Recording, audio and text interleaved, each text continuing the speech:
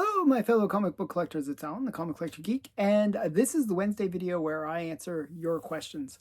Each week, I get a bunch of questions, and I do my best to try to answer those questions. If you have a question you want answered, put it in the comments below, and I'll do my best to answer it.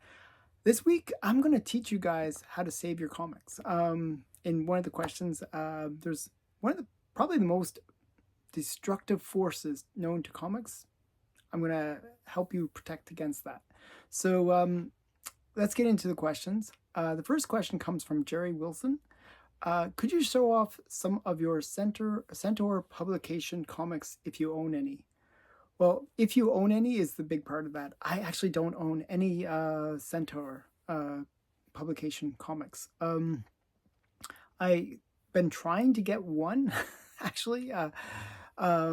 And I can't say what it is because if I say it, then somebody else will buy it. It just happened recently that somebody bought the very comic that I was trying to get because I said that I was getting it.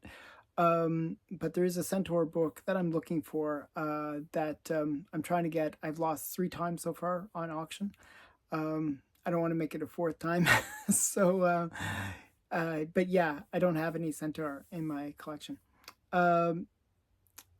Number 2, second question.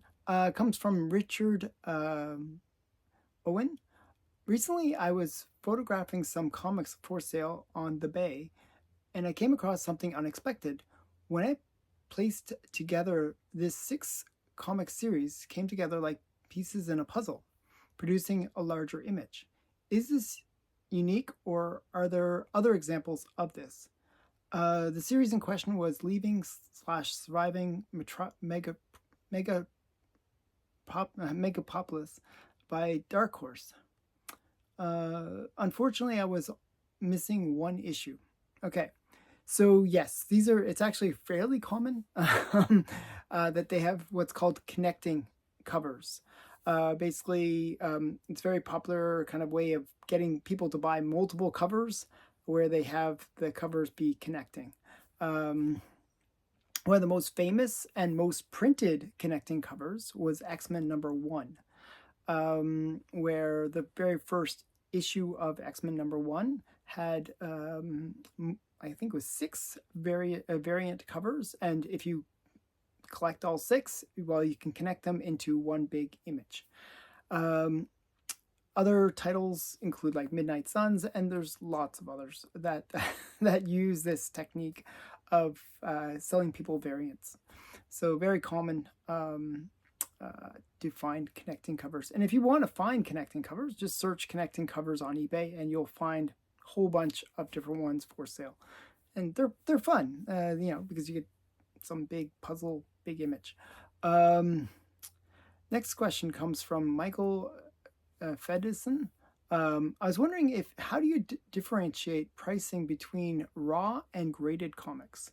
Okay, so if I'm offered a collection of raw books versus graded, the way I price the raw books, because graded ones, it's fairly straightforward. You just go to Go Collect or GPA or whatever it is, and you look up CGC 5.0 and in the comic, and generally you'll find sales data and you'll know pretty accurately what that comic is worth.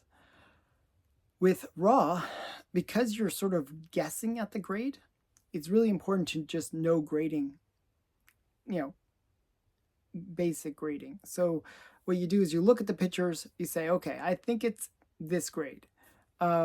And then what I do is I say, okay, I think it's this grade, but I'm not sure because I don't have the book in hand, whatever. There's could be a whole bunch of factors. So generally what I'll do is take whatever grade they say and I knock it down by 1 point, okay? And then that is the grade. So generally that way I know that I'm probably going to get the right price for that book. If it's a 5, I consider it a 4, and generally that will be the price that I'll pay for the book based on the lower grade. Now, there's a caveat to all that. Like if I'm 100% sure and they're 100% sure and everybody's 100% sure that the grade is the grade, what I'll do is I do want to have my books graded generally. And what I'll say is, okay, this is the grade, but if I wanted to get it graded, it's going to cost me at least $50 if it's a modern book, maybe $100 to $200 if it's a golden age book and of a certain price range. It goes up, right? So you got to kind of calculate what would those grading costs be, and then I deduct that from the price. So if the last one sold for $1,000, and I think the grading costs are going to be $200 to $300 because there's pressing and all cleaning and grading and shipping and all that kind of stuff. You got to kind of take that all into play. Then I say, okay, well, minus $200 from that price. So if a slabbed one goes for about $1,000, well, I pay about $800 for it raw, maybe even a little bit less, just to kind of make sure that that I'm getting what I'm expecting to get at the end of the day. So that's generally how I do it. I kind of slightly undervalue the raw books, and I think that's generally the way people do it. If you look at high grade books online that are raw, like they're in the nines or higher for modern books, you'll see the slabs for those same books going for anywhere from $50 to $100, whereas the raw book might go for about $20 to $30. So generally that's what they're doing. They're factoring in that cost of grading into the cost, and you get a little bit of a boost as well based on the fact that if it's graded and it's 9.8, then you're getting that boost because it's guaranteed to be that great. So generally that's how people work, especially with raw modern books. I typically sort of mentally price them out as a 9.4 rather than a 9.8, just because they're even if it is a 9.8, sometimes the graders, they might not grade it as a 9.8, and they might, it might take multiple submissions to get the thing, graded as a 9.8, even though it is a 9.8. And I've seen that people do that where they do multiple submissions, and that will eat up the cost. And you kind of have to factor that in, that it's not going to be 100% chance that you're going to get the 9.8 that you expect. So take all that into consideration when pricing out raw versus graded. Okay, Den Kyle wrote, Alan, are there any Golden Age funny animal comics that you collect? Is condition an issue for you on some of these comics, as they tend to be well read? Yeah, I mean, I collect. So funny animal comics, there's actually a title, and you didn't capitalize it, so I'm going to assume that you're not meaning just the actual series called Funny Animals, which was a Fawcett series that had a Marvel Bunny in it, like which I actually do collect. I have a few of them, but I do collect funny animal comics, and I'll show you a few that I have. I picked out a bunch just to show you of some of the ones I collect, and they are all over the map in terms of grade.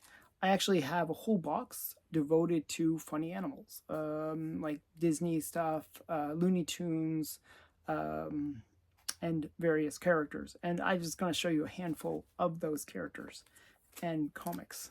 So we got Our Gang. The reason I'm showing this, and you're like probably thinking this is not really a funny animal book, well, it is actually a funny animal book because it features the very first appearance of Tom and Jerry. And some of the stories included, because it's an anthology, would be funny animal stories. So yeah, so there's Tom and Jerry right on the cover there too. You see them right up there and there. Okay, so Our Gang. And then a very obvious one would be Uncle Scrooge. I really like Uncle Scrooge.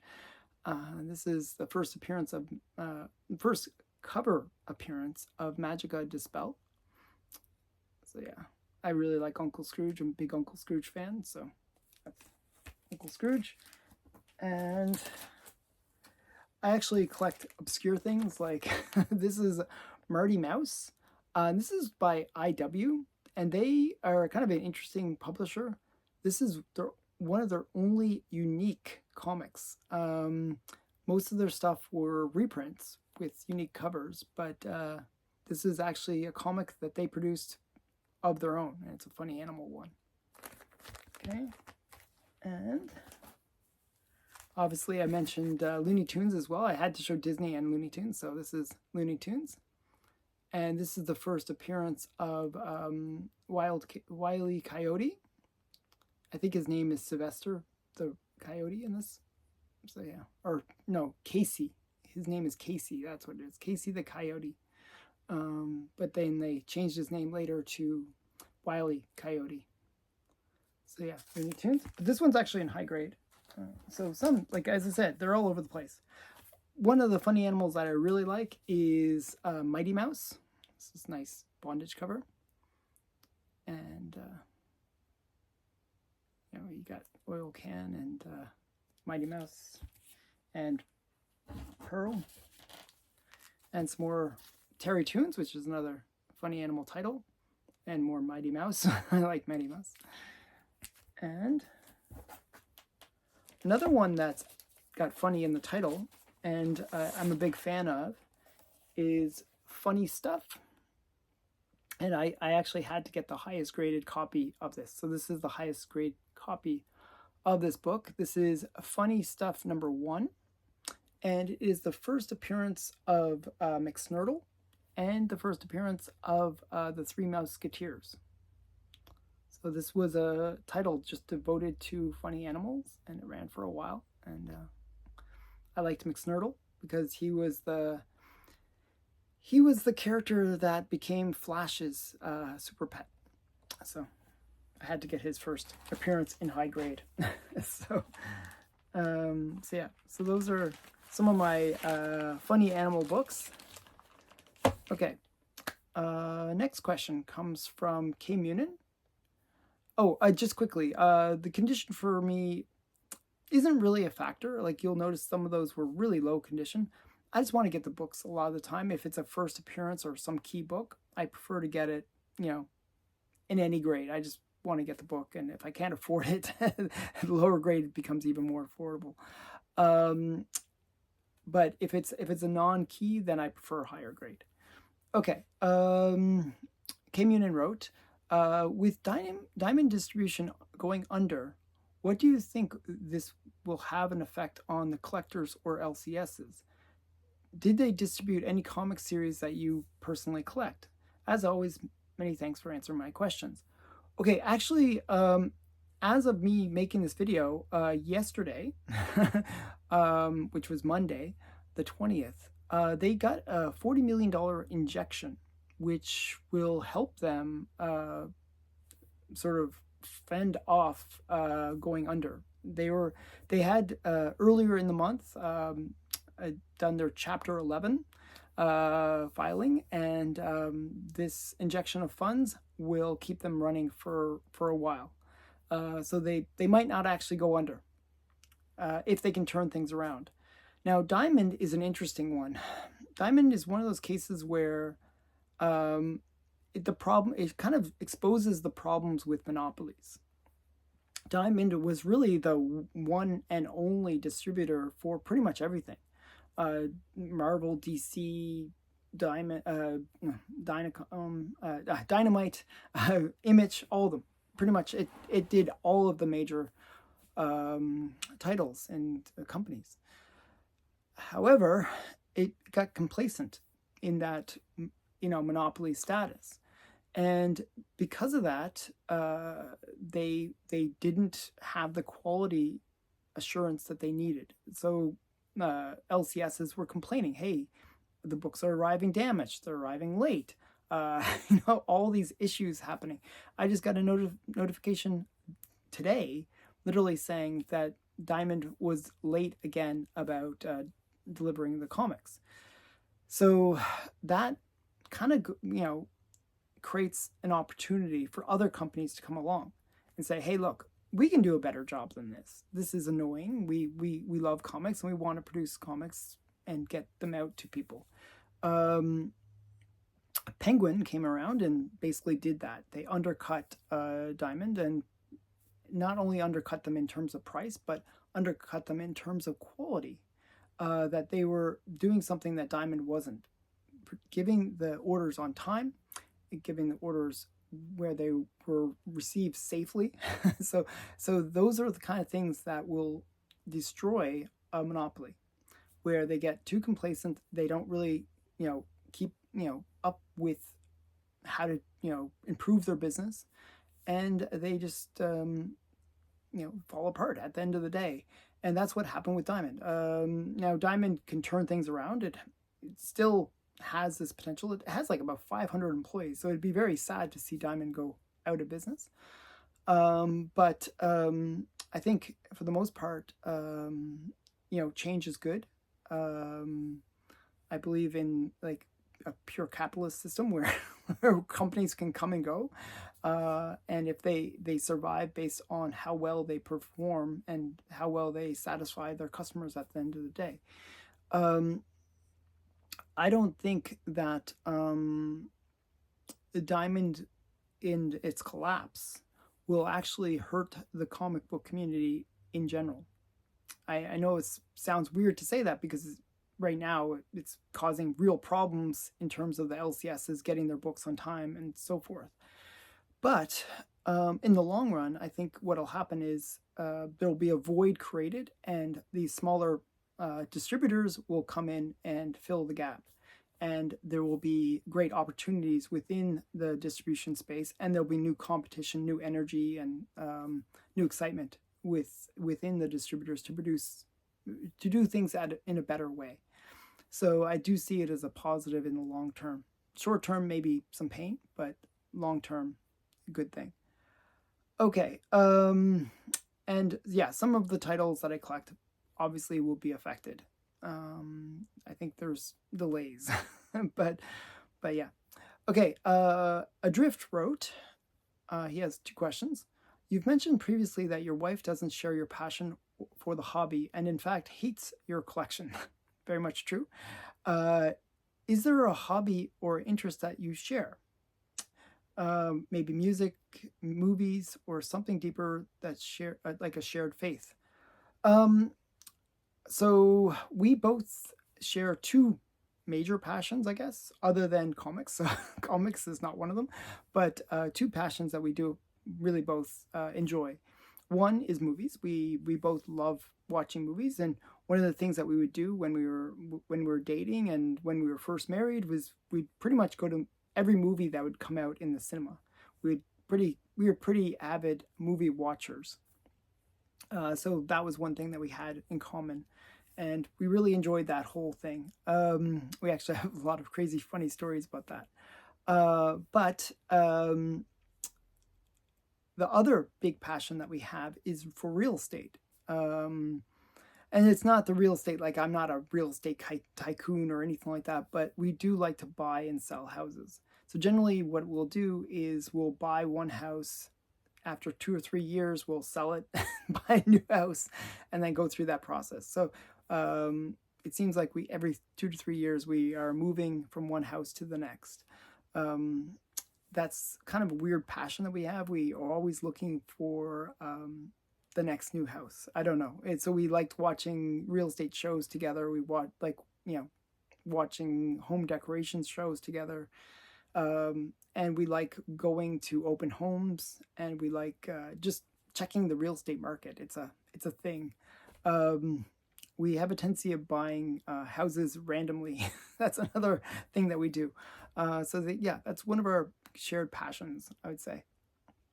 Now, would you ever want your kids to pick up this hobby themselves? Well, actually, my son, when he was younger, did pick up the hobby of comics. He actually has 2 long boxes filled with comics that he collected. He really liked The Simpsons, he liked Swamp Thing, and he liked some other titles like Dr. Fate. However, he kind of grew out of it. I'm hoping he'll come back into it when he gets a little bit older and not so anti-daddy. Like right now, he's in that teenage thing where parents are not cool, and I'm hoping that will change and he'll be back into liking comics again. But right now he is very anti-comics too. But I'm hoping later on he'll re-pick up the hobby. My daughter actually sort of takes an interest as well, but not as much. So I hope that they will appreciate my collection later on in life. I'm not sure if they will, but I hope so. Next question comes from Troy Evans. Now, this is the one I was sort of hinting at the very beginning. Besides mouse chew, are there any other pests that eat comic books? Yes. So mice are a real problem. Like, that's a real problem. They will eat your comics. And I have actually, I just mentioned my son. My son, in his collection, is a Phantom Stranger #1 that literally has like a big chunk out of it that's mouse chew. It would be a like really high grade copy if it wasn't for that big mouse chew out of the book. That is an example of how damaging mice can be. Well, there's another pest that is probably even worse than mice. Mice are pretty big, and once you know that you have mice, you kind of know. Like they scamper, and actually I discovered there was mice in my garage. I just put a few traps down and they were gone. Poor mice. But for the most part, mice are pretty obvious. There's a more insidious pest that's silverfish. Silverfish is kind of like the #1 comic killer out there, beyond children and wives and mothers. Silverfish can really get into everything, and they love comic books. They just love eating the paper. So they can really cause damage to your books. So silverfish, how do you get rid of them? How do you deal with them? Well, they're pretty much in everybody's house. They're that common of a pest. And there's a couple of things you can do to kind of protect your comic book collection. If you have your comic book collection in just one room, for example, what you can do is get like little trays, like a little tray, and put in cedar oil. Now, cedar oil is a strong smelling, well, especially for silverfish, very strong smelling oil that will actually scare them away. They won't go near it. So you just put like a couple in the corners of the room to kind of get max exposure to it. I even kind of like wiped a little bit on some of my long boxes just to infuse them with the smell of cedar oil. And that will actually scare the silverfish away. Other things you can do is just keep your comic room clean, make sure there's no dust or like scraps of paper or anything that will kind of lure them in. Keep it really clean, make sure that you just keep an eye on your comics. Other things that can eat your comics are spiders and stuff like that, but silverfish are the big nemesis of comics. So definitely look out for those ones. So just remember cedar oil. Okay, next comes from 50 TB RD. I don't know, but that's his handle. Will Marvel and DC still be around if their characters go into the public domain? Yes. So what's going to happen is, like, as more and more characters go into the public domain, it will affect these big publishers. But people kind of associate those characters with those publishers. So as long as they keep on producing good stories, then they should be fine. It's really up to them if they continue to produce good stories. Now, if somebody tries to come out with like a knockoff version of Superman where they call it Superman, but it's not DC or Marvel, DC in this case, then what's going to happen is people will kind of say, oh, that's just a knockoff. It's not the real thing.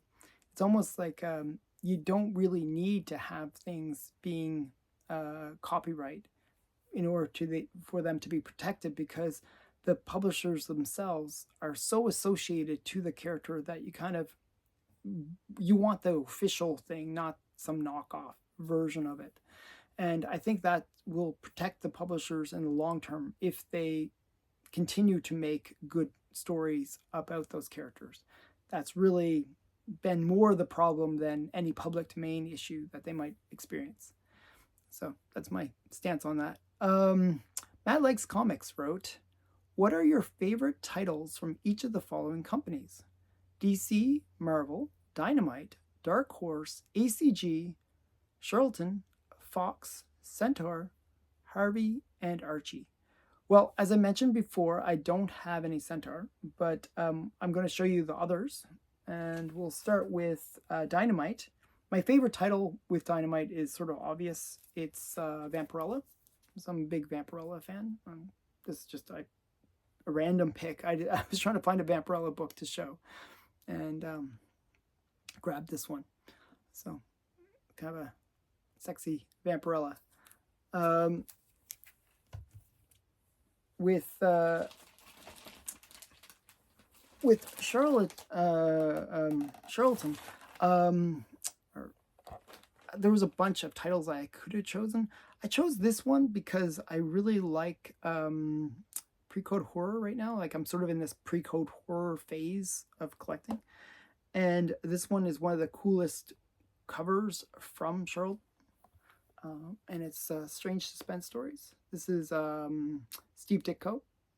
It has some really cool stories as well. So, it's cool stories, got that pre-code horror feel to it, classic electrocution cover. So, and this title, Strange Suspense Stories, has a lot of really cool covers and stories. Kind of reminds me of EC a lot, and I'm a big fan of EC horror anthologies. So, Strange Suspense Stories. Now, I could have picked a whole bunch of other titles. Charlton has like a lot of great stuff. I just, as I said, I was kind of going in this pre-code horror phase. ACG, this is an interesting one, and I really like the stories. They're quite funny, and I like Good Girl. So this one is Dizzy Dames. This is by ACG, and I just think these are really funny. If you like dumb blonde jokes or just sort of silly humor, you'd probably like Dizzy Dames. It's one that actually, some of the stories they're not necessarily dumb. All of them. Some of them are. Like, this is Moronica. But some of them are like, really, they're pretty elaborate stories, and they get themselves into all sorts of mischief. So just a really cool title, Dizzy Dames. So I really like that from ACG. Now, ACG has a lot of really cool stuff. They are the ones that came out with the True Vision stuff, which is these black borders, and kind of gives like sort of a sense of 3D comics. So I like those as well, but they're not in any specific title. They actually kind of went across multiple titles. But some of those books are some of my favorite in my collection, just because they're so cool that it's 3D without requiring glasses. And that was done by ACG. Next one is Harvey.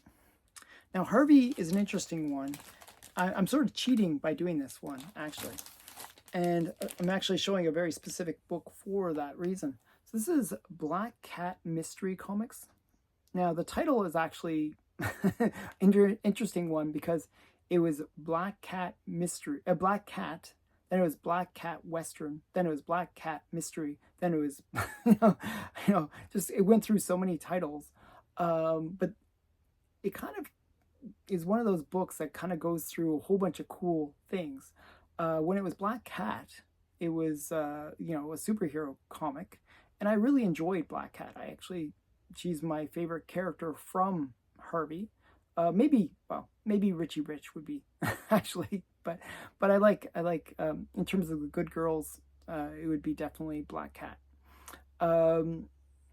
But this title kind of is a cheat for me. As I said, I was going down this pre-code horror phase. Well, Black Cat Mystery has some of the best pre-code horror covers of any title. You think of Black Cat Mystery number 50, which is the iconic, radium cover, where his face is like, dissolving.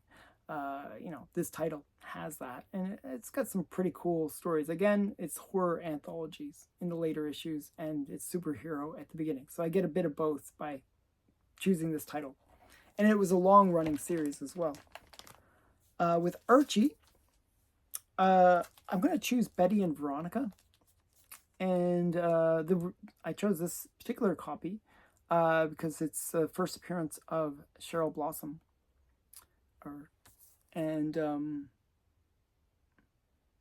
yeah, just you can see her right in the corner there.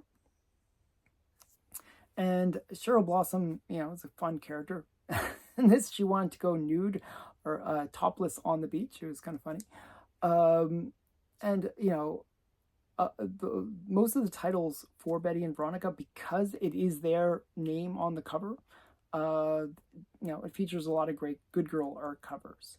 The humor between Betty and Veronica and, say, Archie or Pep or one of the other titles by Archie, pretty much the same. I find that there's really not that much difference. The only difference is that they feature kind of the more Good Girl art kind of covers. So I prefer, well, of the titles, Betty and Veronica would be the one that I like the most. So that's why I chose them for Archie. For Dark Horse, you know, one of my favorite titles that they ever produced, like, actually, one of them would be the Jedi one, the Dark, what was it called?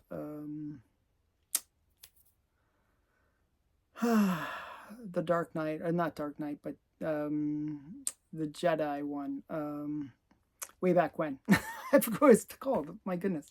But it was a really great title for Star Wars, which I blanking on the name for some reason. I really enjoyed it, though, where it really showed how powerful Luke could be.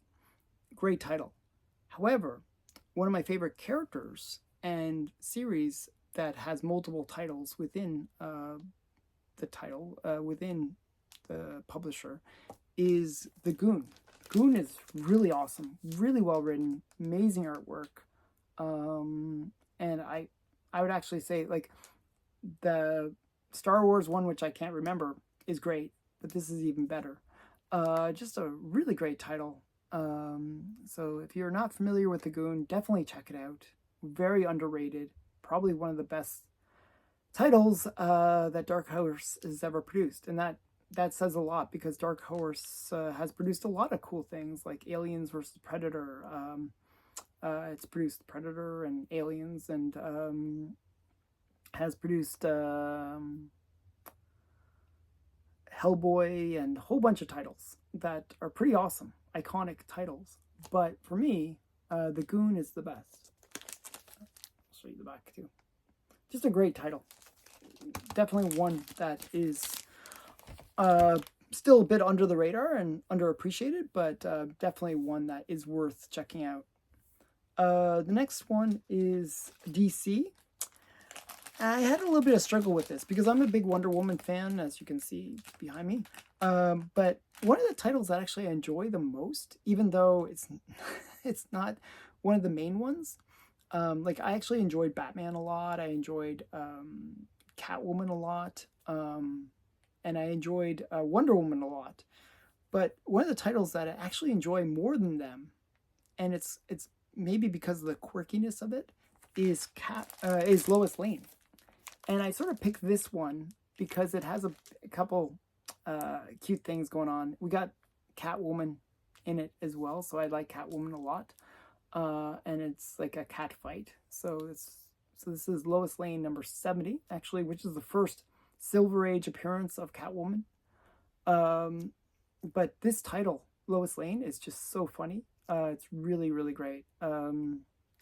Definitely one that, if you're a DC fan, you'll probably enjoy just the quirkiness of it.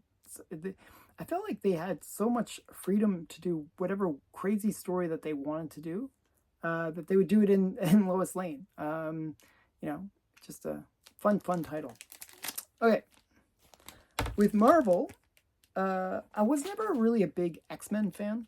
Like, I do like the movies and the TV series, but I was never a big fan of the comics for X-Men. For whatever reason, they just didn't appeal to me as much. Maybe the early X-Men, like, you know, like from the 60s, were okay, but I was a big fan of Spider-Man. I really like Spider-Man. Um, I think a lot of people would agree that Spider-Man is probably Marvel's best title. Fantastic Four would be another one, but I found Fantastic Four in some ways kind of bothered me because they were always so dysfunctional and always so destructive. Don't save me, please, Fantastic Four. You're gonna destroy everything. Like, I'll just let the bad guy destroy me a little bit, but if Fantastic Four comes, they'll destroy everything. At least Spider-Man is not so destructive. And he's generally, kind of a cool character that as a kid you can kind of relate to. He's got that, struggle of having power, yet being a teenager, having a little bit of that awkwardness and social issues that he might, go through. And he's a smart guy as well. So there's a lot of cool things going on with Spider-Man. So he's my favorite title. I picked this one in particular because it features the Sandman, first appearance. And actually, in the movie, I felt like the Sandman was a really interesting character. Just he seemed like kind of like a villain, but at the same time, like a villain, not because he really wanted to be a villain, but because he was just sort of in bad situation after bad situation. So very interesting character that way. That's one thing one of the reasons why I like Spider-Man is they set up their antagonists with a little bit of sympathy, that you can kind of understand the way that they think, and you're a bit not necessarily sympathetic where you would think, oh, they shouldn't be caught by Spider-Man, but you're sympathetic in the respect that you understand their motivations. So I do really like Spider-Man. Okay, last one is Fox Features Syndicate, one of my favorite companies, actually, especially for the Golden Age. I'm just a big Golden Age guy. And the title I chose is actually an interesting one. You'd probably think I would choose like Phantom Lady or Arula or something like All Top or something like that. Well, the one that I did choose is JoJo. This is a very underrated series.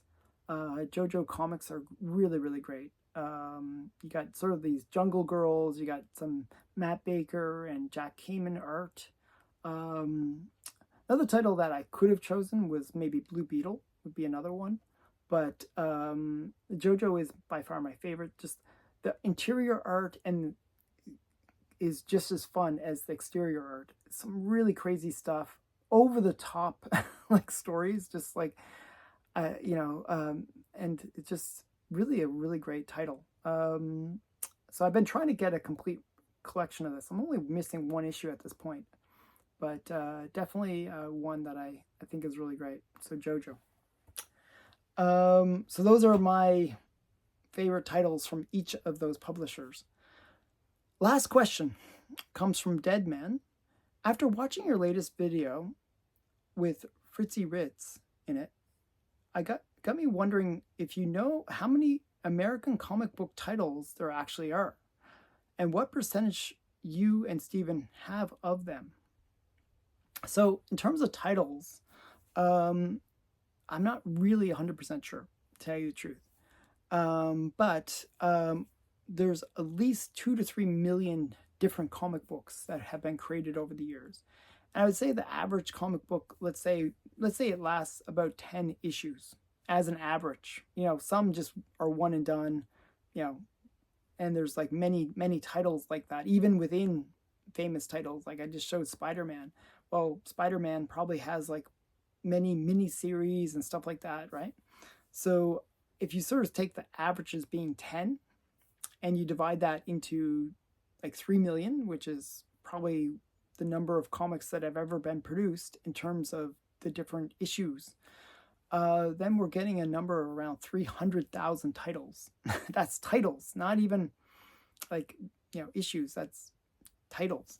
That's a lot of titles. My collection is about 30,000 comics. Well, and most of them are only a handful of titles. titles. Like they're like, you know, I have a complete collection of Wonder Woman. Well, that's 300 books in one title.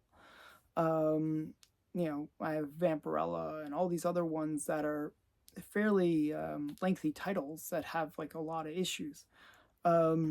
So if you do the math, like I maybe have like maybe 3 or 4% of all the titles that have ever been produced. So there's a lot of titles that I haven't picked up and I've never seen, for example. Probably there's lots that I haven't ever even heard of. It's just that big of a market that there is for comics, that there's that many comics that have been produced. As I said, at least 3 million comics since the inception of comics have been created. So, you know, I only have a very small fraction of that. So, yeah, hopefully that answers your question.